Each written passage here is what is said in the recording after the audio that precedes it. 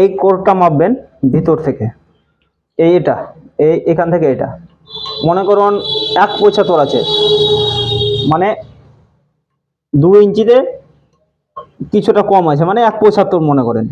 তাহলে আমার এদিক দিয়ে তার ঢুকবে, এদিক দিয়ে বেরোবে, তাহলে 1.75 1.75 3.5 ইঞ্চি। আর আমার এখানে রাখার জন্য এক্সট্রা আরও 1 ইঞ্চি নিতে হবে, এই জায়গাটাতে রাখার জন্য এখানে 1 ইঞ্চি, এই সাইডে 1 ইঞ্চি, তাহলে হলো আপনার 5.5 ইঞ্চি।